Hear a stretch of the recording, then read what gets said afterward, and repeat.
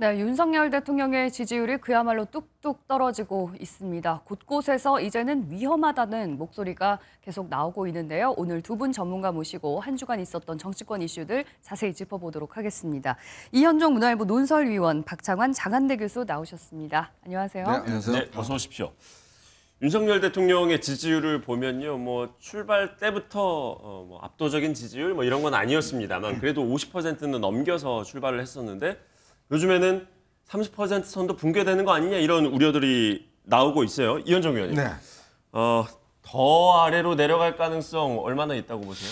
그러니까 우리가 이 여론조사를 보면 30%와 20% 수치의 차이긴 하지만 정책 의미로서 그동안 역대 어떤 대통령 지지도를 쭉 분석을 해보면 30%는 굉장히 위험하다는 거고, 그다음 20%는 사실상 이거 국정 운영이 불가능하다는 거. 그리고 우리 기억에는 대부분 대통령의 임기 초반에는 상당히 지지율이 고공행진을 보이지 않습니까? 보통 이제 말기에 보이는 지지율이거든요. 노무현 대통령 같은 경우는 거의 20% 밑으로 떨어졌죠. 그러다가 이제 대연정 등등 했음에도 불구하고 더 떨어졌고, 사실은 이제 여당 내에서도 이제 탈당을 하라 이런 이야기도 있을 정도로 그게 반복된 패턴들이었었잖아요. 그렇죠. 그런 지금까지. 패턴이었는데 지금은 사실은 이제 좀 그와 정반대의 패턴을 지금 밟고 있는 것인데 제가 볼 때는 그런 것 같습니다. 지금 윤석열 대통령이 아무래도 박빙에 일단 승부를 했고 가장 중요한 거는 제가 볼 때는 경제 문제인 것 같아요.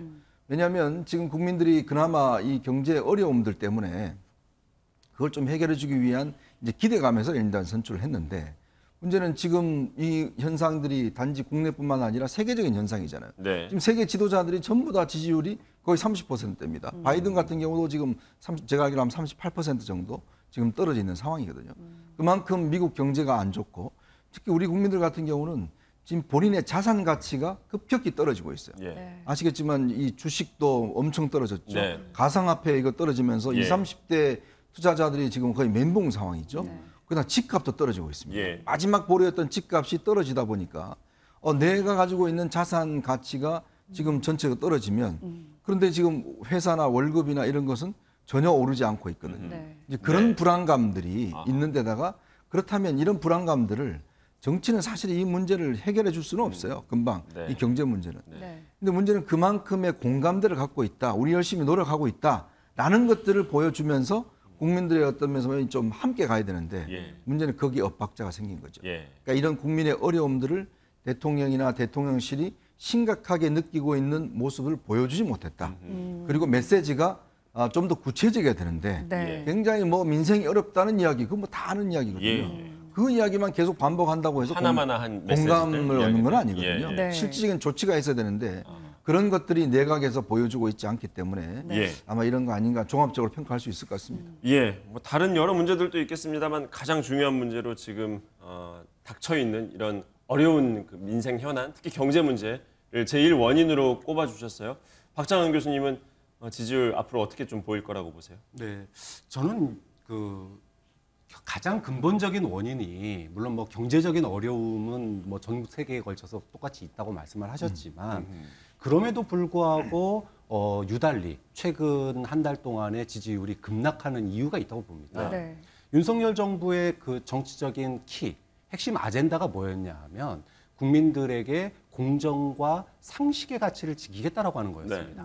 그런데 최근 연 3주 동안 이 공정과 상식에 반하는 행동들이 연달아서 일어났어요. 근데 이거 보면은 이게 외생적 변수가 아닙니다. 다 그 중심에 대통령실이 있어요. 우리가 여기 일주일에 한 번씩 저희가 방송을 지금 하고 있는데 3주 전에 뭔 얘기를 했냐 하면은 나토 회의 참석에 비선 논란 얘기를 했습니다. 그리고 지난주에는 뭔 얘기했습니까? 도어 스태핑 얘기했습니다. 이번 주에는 뭔 얘기하고 있습니까? 대통령실 지인 아들 취업 논란 얘기를 하고 있어요. 자, 이렇게 대통령실 중심으로 벌어지는 일들이 윤석열 대통령이 지난 대선 때 핵심 가치로 내세웠던 공정과 상식을 갖다가 냉소와 조롱의 대상으로 지금 만들고 있다. 이러다 보니까 지지율이 가뜩이나 먹고 살기 힘든데 지금 국민들에게 어떤 공감대를 형성하면서 이 문제를 해결하기 위해서 우리 다 같이 노력하자. 이런 메시지가 나와도 국민들이 지지율이 오르지 않을 판인데 오히려 내로남불식의 그런 공정과 상식의 가치가 눈앞에서 거의 훼손당하고 있는 거를 보고 있으니 지지율이 떨어질 수밖에 없죠. 근데 네. 또 하나는 태도입니다. 예. 되게 문제는 모든 국민이 이게 문제라고 생각을 하는데 네. 대통령실은 이걸 문제라고 인식하지를 않아요. 예. 아무 문제 없다고 얘기를 합니다. 뭐 능력이 있어서 뽑았다, 그렇죠. 뭐 법적으로 문제 없다, 이제 이런 반응들 말씀하신 거죠. 뭐 비선 보좌 논란도 그렇고 도스태핑도 그렇고 그다음에 최근에 인사 논란도 그렇습니다. 네. 그러다 보니까 이게 과연 바뀌겠느냐, 변화와 개선의 여지가 없다 보니까 실망층이 급속하게 늘어나는 거죠. 네. 네. 그럼 지지율이 급락을 하는 거고 어떤 반전의 모멘텀 찾기가 굉장히 어려운 이유가 그 중심에 대통령과 그 핵심 권력들이 있기 때문에 이 생각보다 반등의 모멘텀이 굉장히 찾기 어려운 국면으로 흐르고 있다라고 보는 거죠. 네. 지금 공정과 상식에 어긋나는 인사가 지지율 하락의 큰 원인이다. 박 교수님께서는 이렇게 또 지적을 해주셨는데요. 말씀하신 것처럼 윤석열 대통령을 향해서 또 사적 채용 논란이 또 불거지고 있습니다. 관련해서 해당 영상 보시고 이 문제 집중적으로 또 다뤄보도록 하겠습니다. 극우 유튜버의 누나가 대통령실 행정요원으로 채용됐던 부분은 어떻게 보세요? 행정관도 아니고 행정요원이거든요. 네네. 6급 이하를 행정요원이라 그러는데 대통령께서 행정관도 누가 인사를 관여를 안 합니다. 그 당시에 비서실에서 여러 사람 의견을 들어서 이렇게 채용했기 때문에 저도 확인해보면 대통령께서는 그래서 이름도 모르고 그런 사람이 저거에 와서 근무하는지도 전혀 모르시더라고요. 예. 예. 전 정권 탓하기 전에 사적 채용 압력과 채용 청탁 의혹에 대한 소문부터 충실히 하는 것이 추락하는 지지율을 막을 수 있는 유일한 길임을 말씀드립니다. 네, 권성동 직무대행의 얘기는 이제 윤석열 대통령의 지인의 아들이 이제 채용된 것을 두고 사실 자신이 추천을 했다. 오히려 9급이 아니라 1급이 아니라 9급이어서 오히려 미안할 정도다. 이런 입장을 내비쳐서 더 좀 논란을 키우고 있는 것 같아요. 근데 일단 원론적으로 보면 사적 채용의 반대말은 뭐죠? 공적 채용이잖아요. 네. 그럼 대통령실 공적 채용은 어떻게 할까요? 공모를 할까요? 시험을 볼까요? 아니거든요. 네. 그러니까 국회의원들 같은 경우도 지금 이제 보좌관들 채용을 할 때 추천을 받아서 할 수밖에 없는. 일부 의원들은 이제 공모를 하는 경우도 있습니다. 네. 받아서 이제 공모를 면접해서 하는 경우도 있지만 대부분의 의원들은 그냥 채용이에요. 자기들 소개 받아서 예. 채용하고 추천받아서 면접받 채용하고. 초청하고 이런 양식이거든요. 그러니까 대통령실은 그러면 대통령실 공고를 내서 자 대통령실 5급, 6급, 7급, 8급 자 받습니다. 그럼 시험 봐서 네. 이렇게 하는 기관이 아니잖아요. 네. 일반 공무원은 다릅니다. 네. 일반 공무원들 같은 경우는 이 행시를 봐야 되고 그다음에 뭐 5급, 7급 다 이제 시험을 봐서 네. 다 채용되지 않습니까? 네. 서울시도 마찬가지고. 네. 근데 대통령실은 정무적 기관이기 때문에 사실은 이제 늘 파견받는 사람도 있습니다. 각 네. 부처에서. 그리고 선거 캠페인을 함께 했던 사람들, 예. 운동을 함께 했던 사람들이 이제 거기에 채용되는 경우도 있고 네. 정당에서 활동하던 보좌관들이나 이런 사람들이 채용되는 경우도 있어요.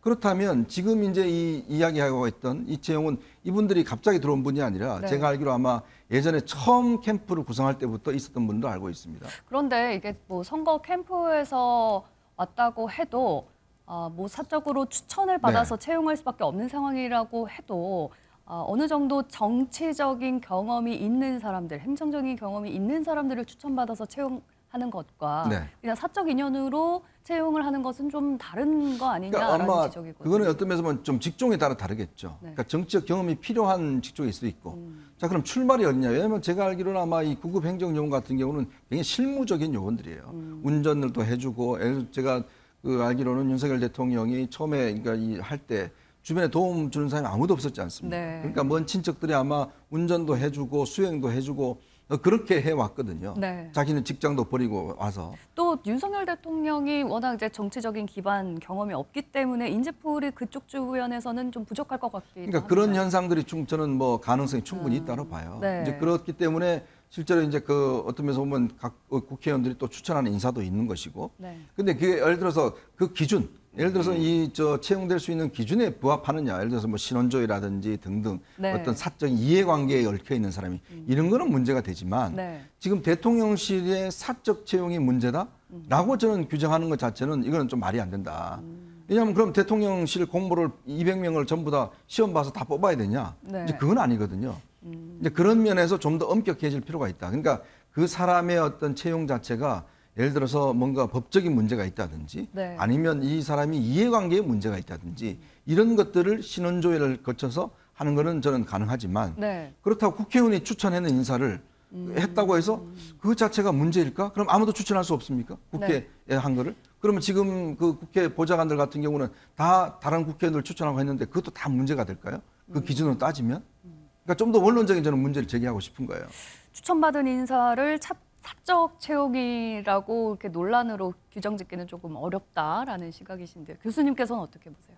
그 논리로 나토 회의 참석에 그 지인 참석 논란이 됐던 그 부분이 김건희 여사의 지인 말씀이시죠? 그렇죠. 그 부분이 논란이 됐었습니다. 네. 그런데 이 일이 또 벌어진 거예요. 그러니까 그 당시에 뭐라고 해명을 했냐면 대통령실이 그 공적 그 친인척 네. 채용에 대해서 이거는 사적 채용 아니다. 네. 공적 채용이다라고 그랬어요. 절차를 거쳤다 그랬습니다. 그러면 절차를 거치지 않고 나토 회의에 참석한 그 신모 씨 같은 경우에는 네. 그럼 그거는 명백하게 사적으로 그 네. 해외 공무를 수행한 거죠. 그럼 이게 논리가 안 맞는 거예요. 지금 뭐냐 하면 일단은 저는 권성동 이 직무대행의 발언은 굉장히 논란에 진짜 기름을 끼얹었다. 네. 심지어는 엑스맨 아니냐는 얘기까지 저는 할 수 있다고 볼 정도로. 왜냐하면 우리가 국민들이 다 기억합니다. 권성동 직무대행이 과거에 광원랜드 그 채용 청탁 논란의 중심에 있던 인물이에요. 예. 그런 인물이 또다시 이런 일이 벌어진 겁니다. 네. 자, 이러다 보니까 일단 그 말에 진정성 논란에 또 하나의 이제 문제가 생기는 거고 예. 두 번째는 사적 채용이냐 아니냐라고 하는 것들은 네. 유사한 근거를 찾아보면 돼요. 지난번 친인척 문제도 네. 국회의원들 같은 경우에는 6촌, 그다음에 8촌까지 또 신고 대상입니다. 네네. 그 얘기는 뭐냐 하면 그만큼 친인척 채용에 대해서 네. 더 엄격하게 적용하라는 거예요. 네. 근데 대통령실 공개했습니까? 공개 안 했거든요. 예. 그래서 네. 논란이 된 겁니다. 그 자, 이번 강원도 채용 비리와 관련해서 아직 수사 결과가 나오지 않았기 때문에 그러니까 저는 좀 저희가 같이 그걸로 이제 의혹이 얘기하기는 있다는 좀 얘기가 어려운 아니라 거고요. 네. 이제 그런 논란에 있었던 인물인데 지금 예. 또다시 논란이 됐다는 네네네. 거예요. 그다음에 물론 이제 윤석열 대통령이 정치 기간이 짧다 보니까 네. 주변의 지인들을 뽑아서 쓰는 경우가 있다라고 하는 점을 인정을 하더라도 대체로 이것이 논란이 이제 과거에는 그 대통령실에서 청와대에서 네. 9급이나 7급이나 이런 분들을 뽑을 때 대부분이 공적 영역에서 활동하시던 분들이 뽑힙니다. 그러니까 네. 예를 들면 정당 활동을 했다거나 선거 캠프에서 오랫동안 일했다거나. 자, 그런데 그럼에도 불구하고 그분들 중에 대통령 부부와 직접적인 어떤 사적 인연이 있는 분이 있었냐? 보면 거의 없거든요. 예. 예. 이제까지 청와대 인사에 논란이 많았지만 네. 대통령 부부와 직접적으로 어떤 사적 관계에 있던 분은 한두 명 있습니다. 근데 그런 경우조차도 아주 예외적인 예. 직역이에요. 예를 들어 영부인의 의상 담당. 이런 거는 굉장히 특수한 직역이잖아요. 예. 그런 개인의 호불호가 있기 때문에 이런 정도는 뭐 논란이 될 수 있겠지만 예. 네. 지금 얘기는 이게 무슨 시민사회 수석실이 네. 이런 개인의 호불호하고 관계 있는 게 아니지 않습니까? 예. 또 세 번째 더 큰 문제인데 권성동 의원이 자신이 7급으로 추천했는데 9급 돼서 미안하다고 그랬습니다. 예. 자, 그러면 지금 노량진에서 구급 공무원 준비하는 청년들은 도대체 뭐가 됩니까? 네. 그다음에 이 대상이 이 지역구가 강릉이시잖아요. 권성동 직무대행이. 네. 예. 근데 이분이 지금 그 청탁이 아니죠. 그 아들 채용되신 분이 윤석열 예. 대통령의 40년 지인이란 분은 강릉의 선거관리위원회 선거위원입니다. 네. 네. 자, 이러면 이거는 김영란법 위반이에요. 자, 이렇게 예. 국민들의 눈높이에도 맞지 않고 청년들의 공정상식에도 맞지 않고 심지어는 김영란법 위반 사항이 되는 거를 네. 공개적으로 출금 못 해줘서 미안하다 그러면 예. 이것이 네. 이게 어떻게 예. 공정과 상식에 맞겠습니까? 예, 그래서 지금, 예. 논란이 된다. 아주 네. 따끔하게 이제 우리 박 교수님께서 권성동 원내대표에 대해서 따끔한 지적에 말씀해 주셨는데 네. 뭐 강원랜드 그 관련 네, 사건은 사실 뭐 대법원에서 무죄가 확정된 사건입니다만 당시에 이제 오랫동안 뭐 의혹이 증폭이 됐었기 때문에 해주신 말씀으로 저희가 이해를 하겠고요. 네. 이현정 의원님, 네. 일단 지금 나온 지적들 한번 짚어봐야 될 네. 것 같아요. 그 이해 충돌에 문제가 있다면 그건 한번 들여다볼 필요가 있다라고도 또 앞서 이현정 의원님도 그렇죠. 지적을 해주셨지 않습니까? 그 지금 민주당에서 특히 이 부분 집중적으로 공격하고 있는데 그 우모 씨라고 하는 네. 그분의 아버지가 강릉에서 선관위원 활동을 했다. 그래서 권성동 의원 지역이 그쪽이지 않습니까? 네. 이해 충돌이다 이런 지적이 나오고 있거든요. 자, 우선 그 박 교수님 이야기한 것 중에서 그 이제 김건희 여사의 어떤 수행을 했던 이 신모 씨라는 분, 예. 이분은 사적 채용이다 이야기를 하시는데 이분은 문제가 되는 게 뭐냐면 이분은 대통령실에 취업된 적이 없는 사람이에요. 그런데 수행을 했기 때문에 문제가 되는 거죠. 네. 그러니까 전혀 대통령실에서 어떤 채용 절차를 거치지 않은 대통령실 요원이 아닌데도 불구하고 이 대통령 순방에 했기 때문에 이제 문제가 된 네. 것이고 네. 지금 이분들은 정식으로 이제 대통령실의 채용 절차를 밟고 있는 분이고 예. 채용된 분들입니다. 네. 그렇기 때문에 이거는 차원이 다르다는 이야기 아하. 우선 말씀을 드리고 예. 그다음에 이제 지금 권성동 그 직무대행의 이제 선관위원 같은 경우 네. 바로 이게 이제 어떤 면에서 보면 그렇죠. 걸러줘야 될 부분이에요. 예. 그래서 사실은 대통령실의 인사 검증이나 그다음에 이제 국정원의 어떤 채용 그 검증이 꽤 오래 걸립니다. 예. 왜냐하면 대통령실 같은 경우는 다른 부처에 비해서 한두 달 정도의 신원조회 기간이 있어요. 예. 네. 거기에 다 이걸 걸러내거든요. 그렇다면 이 정도 상황, 그러니까 아버지가 강릉에서 선관위원 활동을 하고 있고 지금 이분을 추천한 분이 권성동 원내대표고 이런 상황들이다라고 한다면 채용을 아무리 공적 절차를 진행했어도 부적절한 게 아니냐 이런 지적에는 그럼 일부는 그렇죠. 동의하십니까? 왜냐하면 국회의원들 같은 경우에 4촌 이내에는 채용을 못하게 돼 있습니다. 네. 근데 지금 대통령실에 있는 그 이제 분 같은 경우는 대통령의 6촌 분이 있잖아요. 네. 그러니까 법률적으로 네. 문제가 없는 거예요. 근데 이제 권성동 지금 직무대행 같은 경우는 이분의 아버지가 지금 선관위원이라는 게 예. 이제 아무래도 본인의 선거와 연결돼 있는 분이니까 아하. 물론 뭐 선관위원 같은 경우도 이제 여당 야당 추천이 있습니다. 네네. 그렇게 해서 각 선관위를 구성을 하고 뭐 참관인도 있는 거 있긴 하지만 네. 그러나 본인의 어떤 정치적인 활동과 연결된 분이라면 예. 이거는 사실은 하지 말았어야 되죠. 그러니까 아하. 그런 부분들을 이제 걸러내야 된다는 이야기인지 네. 예를 들어서 사적 채용이라고 해서 아니 그러니까 제가 아까 말씀드렸지만 무조건 사적 채용은 다 문제다라고 이야기를 이렇게 하나의 어떤 문제로 뭔가 이해가 있는 것처럼 뭐라 하는 건 저는 문제가 있다. 그렇다면 대통령이 선거운동 할 때 그럼 누가 와서 선거운동 하겠습니까? 그러니까 본인이 정당에 입당했으면 모르겠지만 윤석열 대통령은 입당도 하지 않고 일단 선거 준비를 했잖아요. 네. 자, 그러면 그때 했던 분들은 그러면 그걸 위해서 뭔가 앞으로의 대통령실 근무하는 그런 조건으로 왔을 분인데 그러면 예전에 정치인들은 그 문제가 없었던 게 정치를 오래 했습니다. 예. 하면서 다들 그 전 과정에서 채용을 했던 분이에요. 그래서 국회에서 온 예. 분들이거든요. 예. 근데 윤 대통령은 국회를 한 번도 거치지 않은 분이기 때문에 네. 이거를 이 전직 대통령과 똑같이 예. 사적 채용이다. 아하. 그럼 문제다. 그럼 대통령 혼자만 그냥 덜렁 들어가라는 법은 없잖아요. 예. 그러니까 그거는 좀 다르게 차원의 접근해야 된다 앞서 생각이 박 듭니다. 교수님께서 지적해 주신 대로 저희가 지금 방송에서 매주 이 인사채용 논란에 대해서 테이블에 올려놓고 대담을 하고 있는데 좀 이게 더 이상 반복되지 않았으면 하는 좀 생각이 들고요.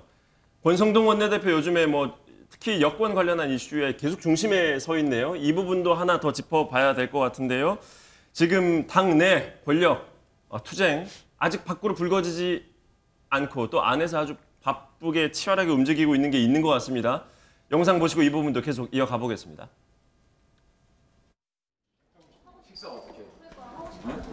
아니 식사를 다 어떻게 하려고 그래요? 혹시 요즘에 불화설이 좀 계속 나왔는데 그 이유는 어저께 제가 다 얘기했잖아요. 그 두 분이서 얼마 만에 단둘이 식사하시는 거예요? 기억이 안 나는데요. 오늘 어떤 말씀 간단하게 나누실 건지. 아니 뭐 어떤 말씀을 나눠요. 그냥 뭐 평상시에 똑같죠. 사돈도 하고 당 진로에 대해서 얘기도 나누고 뭐 이런저런 얘기 나누는 거죠. 오늘 다른 저는 그냥 지인하고 만났어요. 다른 정치인하고 만난 게 아니라. 예. 저도 깜짝 놀랐어요. 어떻게 이제 평소와 다름없다는 모습을 연출해 줄 수 있지? 두 분이서 불화설 관련해서 왜 대체 이런 얘기가 나오는지 모르겠다 이렇게 오늘 진솔하게 대화를 나누겠다 이렇게 얘기하셨잖아요. 한번 두 분의 분석은 왜 나온 것 같아요? 불화설 관련돼서 얘기 나눈 적이 없어요. 그냥 불화 갈등 없다고 어떻게 얘기했잖아요. 평상시와 같이 만나서 대화하고 농담하고 옛날 얘기도 하고 뭐 그렇게 대화를 나눴어요. 다음에 또 언제 만나실 거예요? 다음에 내가 약속이 워낙 많아가지고 정신저녁 거의 약속이 있으니까 저도 바빠요. 나도 바쁘면서 계산은 그럼 어느 분이 하세요? 당연히 형이 해야지. 자, 저 장면 함께 보셨는데요. 어떻게 보셨어요? 저는 특히 마지막 장면이 눈에 띄네요. 또 만나실 거예요 하니까 바쁘다라고 권성동 원내대표가 하니까 나도 바쁘다라고 장제원 의원이 한마디 남겼는데 저게 지금 갈등, 불화설은 언론에 도배가 된 적이 있었어요. 네. 그런데 저렇게 만났는데 뭔가 봉합하고 수습하는 분위기인 것 같나요? 아니면 그냥 형식적으로 또 언론에 이제 워낙 갈등설이 불거지니까 저렇게 한번 액션을 취하고 지나가는 걸로 보이세요? 그러니까 여당의 대통령과 친분이 있는 핵심 실세 두 사람 또 같은 당이잖아요. 왜 공개적으로 저렇게 식사를 했을까요? 그러니까 저거 자체가 저 행위 자체가 우리 뭔가 문제 있어요. 라는 거를 상징적으로 보여주는 거죠. 왜냐하면 두 사람은 수시로 만날 수 있지 않습니까? 굳이 공개를 하지 않더라도 언제든지 만날 수 있는 사이잖아요. 그런데도 불구하고 기자들한테 오늘 이 식당에서 몇 시에 점심 먹습니다. 사진 찍으세요. 인터뷰합니다. 라고 이야기했던 것 자체가 둘 사이에 뭔가 심각한 문제가 있기 때문에 없다라는 걸 보여주기 위해서 저런 이벤트를 벌이는 거거든요. 근데 그게 예를 들어서 저런 만남으로 해소가 되겠습니까? 물론 국민들 입장에서 보면 저 장면을 보고 아유 둘이가 화해했네? 라고 생각할 수 있겠지만 그러니까 두 사람이 가지고 있는 지금 최근에 전국에 대한 여권 내부에 대한 어떤 입장 자체는 굉장히 다르거든요. 근데 그거를 저는 참 안타까운 게 있어요. 왜냐하면 지금 이 중요한 문제를 둘이서 만나서 조용히 해결하면 될 문제를 왜 굳이 국민들 앞에 저렇게 보여서 뭔가 여권이 분열하는 것처럼 보여야 될 것인가. 그거는 저는 이 윤핵관이라고 일컫는 분들의 정치력에 과연 이게 있는가라는 문제를 제기하고 싶어요. 지금 언론에서는 저 두 사람 단연 뭐 너무 간단하지 않습니까? 이제 권력 투쟁이에요. 여권 내에서 지금 대통령을 탄생시킨 정당에 좀 더 구체적으로 현안으로 들어가자면 결국 뭐 때문에 지금 충돌하고 있다고 보세요? 그러니까 결국 이제 당권입니까? 지금 이준석 대표의 어떤 그 징계 문제 이후의 처리 과정을 두고 심각하게 달랐고 서로 간에 또 당권 문제를 놓고 지금 권성동 직무대행이 본인이 다 차기 당대표를 노리고 있지 않습니까? 뭐 등등 이런 문제 때문에 갈등이 생겼는데 서로가 당권을 노리고 있고. 그렇죠. 그러니까 이런 모습이 사실은 어떤 면에서 보면 지금 대통령 지지율을 떨어뜨리는 하나의 요인도 있다. 왜냐? 지금 집권한 지 얼마 안 됐는데 그러면 이 두 분들은 수시로 만나서 국민 앞에 나타날 수 있는 분들이에요. 그럼에도 불구하고 지금 저런 모습으로 보인다는 것 자체가 기본적인 이 정치력 자체가 굉장히 박약한 거 아닌가. 그리고 왜 이런 문제를 왜 해결을 못합니까? 두 사람이서. 그러니까 두 사람 다 대통령을 만든 핵심 측근들이잖아요. 그러니까 이게 결국은 집권 세력의 어떤 핵심 세력의 정치력 구제가 벌써부터 이게 지금 노출되고 있는 건데 예전 같으면 동교동계, 상도동계, MB계, 뭐 친박계 다 있었습니다만은 이렇게 조기에 어떤 면에서 보면 내부의 어떤 핵심 세력이 갈등의 빈정은 제가 볼 때는 별로 없어요. 그런데 저 자리에서 무슨 얘기를 했을까가 상당히 궁금했는데 뭐 최근 나오는 불화설 얘기도 없었다. 뭐 이준석 대표에 대한 얘기도 없었다. 그렇다면 두 사람이 무슨 얘기를 했을까? 그리고 그러면 이 갈등은 그럼 또 다시 불거질 수 있는 거 아닌가 이런 의문이 생길 수밖에 없을 것 같아요. 그러다 보니까 봉합 얘기가 나오는 겁니다. 서둘러서 불화설이 확산되고 이게 이제 언론의 질타를 받다 보니까 서둘러서 봉합의 모양새를 만들기 위해서 공개 회동의 모습을 국민들이나 또는 지지층에게 이제 보여준 거다. 이렇게 해석이 나오는 건데 저는 발언 중에서 좀 유달리 귀에 들어왔던 게 장제원 의원이 아니 나 그동안에 입 닫고 있었는데 무슨 불화 이 얘기하는 거예요. 그럼 입 닫고 있으면은 불화가 아닌가요? 우리가 여야가 충돌을 하거나 첨예한 대립을 할 때 그때 많은 국민들이 이렇게 합니다. 협치하라고. 자 그러면 지금 윤석열 정부가 위기입니다. 지지율이 초반부터 올라가지를 않고 있어요. 아니 올라가기는커녕 뚝뚝 떨어지고 있습니다. 그러면 윤핵관 중에 윤핵관이라고 불렸던 두 분이 소위 엇박자가 나면 안 되는 거잖아요. 둘이 정말로 손발이 맞는 모양새, 아 하면 어 해주는 그런 모양새를 국민들이 기대하는 건데 지금 아 하면 어 하는 게 아니라 아 하니까 이쪽에서 입 다물어 버리고 있습니다. 그래서 불화 얘기가 나온 거예요. 그런데 여기서 나온 얘기, 나오면서 인터뷰한 내용을 보면 해결된 게 하나도 없다. 또 하나는 이준석 대표의 징계 이후에 뭐 직무대행 체제로 가느냐 아니면은 전당대회로 가느냐를 둘러싸고 이걸 우리가 불화로 봤는데 지금 이게 단순하게 이준석 대표의 반응 문제가 아니라는 거예요. 지금 지지율 하락이 지금 이제 계속 이어지고 있습니다. 그러면 직무대행이 또 논란의 중심에 섰어요. 아까도 우리가 앞서서 권선동 직무대행의 어떤 발언이 문제가 있었다라고 얘기를 했단 말이에요. 근데 앞으로 이런 일이 한두 번 더 벌어지면은 어떻게 되느냐? 이거는 이준석 대표의 행보하고 아무 상관이 없이 뭔가 여권이 대통령을 서포트하기 위해서 쇄신의 변화를 가져야 되는 거 아니냐라고 하는 그런 얘기가 나올 수밖에 없고요. 그럼 어디로 갑니까? 전당대회로 가게 돼 있습니다. 그러면 전당대회를 통해서 누가 여권의 소위 리더십을 갖느냐라고 하는 네. 지금 민주당에서 벌어지고 있는 일과 같은 주도권 경쟁이 나올 수밖에 없는 자, 거예요. 이제 그래서 앞으로 여권에 대한 관심은 이준석 대표는 한동안 밖에서 놀지 않겠습니까? 등산하고 미팅하고 아마 이런 기사 위주로 나올 것 같은데 여권 내에서 저 두 사람으로 이제 다 집중되고 있어요, 시선이. 이 경쟁에서 일단 지금까지만 봐서는 누가 더 센 인물 같이 보이세요? 딱 두 사람만 놓고 비교하면요. 근데 두 사람이 그냥 두 사람이 아니죠. 네. 여기에는 당 내에 차기의 어떤 그 당권을 노리는 사람들 또는 네. 당의 주도권을 갖고 싶어하는 인물들이 연결되어 있습니다. 예를 들면 김기현 전 원내대표 같은 예. 경우에도 당내에 지금 모임을 하고 있는데 김기현 원내대표는 전당대회 하자고 그랬거든요. 그렇다면 김기현 전 원내대표 같은 경우에 저 두 사람보다 훨씬 더 센 세력과 아니죠. 그룹을 그러니까 모을 수도 있다고 보세요? 지금 이 권성동 직무대행과 장제원 의원 간에 네. 줄 둘러싸고 노선 갈등을 보이는 거는 여기서 이걸 둘러싸고 그 안에는 여권 내 인사들의 다양한 소위 말하면 이합 집산이 일어날 가능성이 있다라는 예. 겁니다. 그게 지금의 어떤 지지율 하락 국면이 또는 위기 국면이 이어진다면 아마 더더욱 가속화될 가능성이 있기 때문에 예. 어저께 만남이 회동이 어떤 봉합의 끝이 아니라 예. 봉합이 이제 그걸로 완료된 게 아니라 오히려 생각지도 않았던 이런 국정 운영의 그런 어려운 지점들이 당 내의 어떤 그 갈등의 충돌의 또 하나의 예. 어떤 그 동력이 될 수 있다는 점에서 네. 우려스러운 측면이 이번에 네. 그 이준석 징계 이후에 그 대응책을 놓고서는 사실 권성동 원내대표의 생각대로 흘러가고 있지 않습니까? 직무대행 체제로요.